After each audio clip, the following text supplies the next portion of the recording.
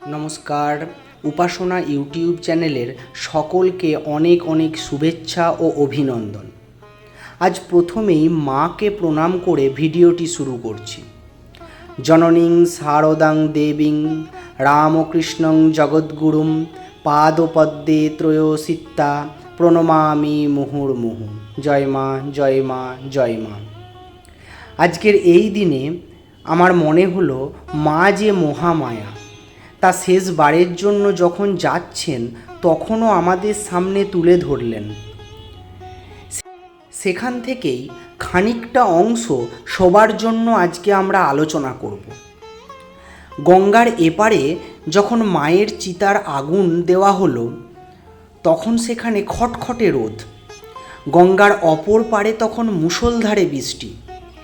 1919 সালে 13ই ডিসেম্বর তার শেষ জন্মদিনে শ্রীমা শরীর সুস্থ না থাকা সত্ত্বেও অগণিত সন্তানের প্রণাম ও পুষ্পাঞ্জলি গ্রহণ করলেন। তার শরীর যেহেতু খারাপ ছিল, শরীরের অবস্থা ক্রমশ উদ্বেগজনক হয়ে পড়ে। স্বামী শারদানন্দজি তাহাকে কলিকাতা আসার ব্যবস্থা করেন। এখানে মায়ের চিকিৎসার যথোপযুক্ত ব্যবস্থা করা হয়, কিন্তু তিনি ধীরে ধীরে উত্থান শক্তি হারিয়ে ফেলতে লাগলেন। মহাপ্রয়াণের 7 দিন পূর্বে তিনি শরৎ মহারাজকে ডেকে বললেন, শরৎ, এরা রইল। অবশেষে 21শে জুলাই 1920 বাংলার 1327 সালের 4ঠা শ্রাবণ রাত্রি 1:30টার সময় তিনি মহাসমাধিতে লীন হলেন। মহাপ্রয়াণকালে এক অপূর্ব শান্তি ও দিব্য জ্যোতিতে শ্রী মায়ের মুখ উদ্ভাসিত হয়ে ওঠে।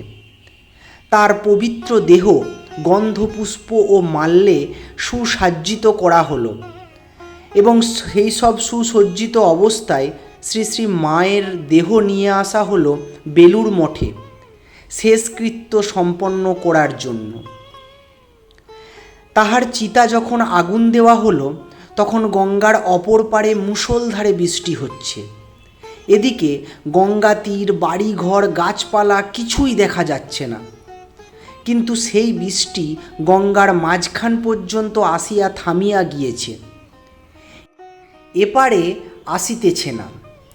মায়ের শেষকৃত্য সম্পন্ন হওয়ার পর চিতা নেভানোর জন্য স্বামী শারদানন্দজি 1 কলসি গঙ্গা জল আনিয়া সেই চিতায় ঢালিলেন। সঙ্গে সঙ্গে সেই মুষলধারার বৃষ্টি গঙ্গার এপারে আসিয়া চিতা সম্পূর্ণ নিভিয়ে দিলেন। যেসব সন্ন্যাসীবৃন্দ চিতায় জল ঢালার জন্য অপেক্ষা করিতেছেন তাহাদের আর জল ঢালার সুযোগ রইল না। তাহার অগণিত সন্তানের মঙ্গল কামনা করিয়া শ্রীমা তাহাদের উদ্দেশ্যে শেষ উপদেশ দিয়েছিলেন, যদি শান্তি চাও মা, কারোর দোষ দেখো না, দোষ দেখবে নিজের। জগৎকে আপনার করে নিতে শেখো, কেউ পর নয় মা, জগৎ তোমার। মায়ের কাছ থেকে এই শিক্ষাটা আমরা পাই, কেউ পর নয়, সবাই আমাদের নিজের আপন লোক। কিন্তু বর্তমানে দাঁড়িয়ে আমাদের এই মানসিকতা আস্তে আস্তে কোথায় যেন উবে গেছে কর্পূরের মতো। কারণ আমরা বাড়ির মধ্যে মানুষের মধ্যে ভেদাভেদ করি, বাইরের তো অনেক দূরের কথা। মায়ের এই ছোট ছোট কথাগুলো আমরা যদি নিজেদের মনের মধ্যে বসিয়ে নিয়ে চলি, আমাদের দেখা দেখি বাড়ির আর সকলে কিছুটা হলেও তা শিক্ষা নিয়ে এগোতে পারবে, এই আমার বিশ্বাস। আজকের এই দিনে মায়ের কাছে প্রার্থনা রইল, সকলকে বিবেক দাও, বিদ্যা দাও, বুদ্ধি দাও, চিত্ত শুদ্ধ করো।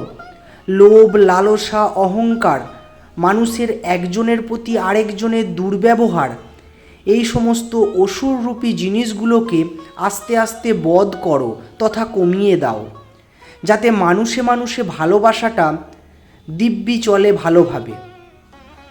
অন্তত কারোর না খাওয়া দেখে যেন আমাদের মনের মধ্যে একটুখানি মনুষ্যত্ব জেগে ওঠে যে তারও খাওয়ার অধিকার আছে। ভিডিওটি কেমন লাগলো তা জানিও। আশা করি ভালো লেগেছে। ভালো লেগে থাকলে চ্যানেলটি সাবস্ক্রাইব করে আমাদের পাশে থাকুন। শ্রী শ্রী ঠাকুর মা স্বামীজি এবং আমার গুরু মহারাজ এবং অন্যান্য মহারাজদের শ্রী চরণে শতকোটি প্রণাম জানিয়ে আজকের এই ভিডিওটি শেষ করলাম। ভালো থাকুন, সুস্থ থাকুন। জয় ঠাকুর, জয় মা, জয় স্বামীজি। ধন্যবাদ।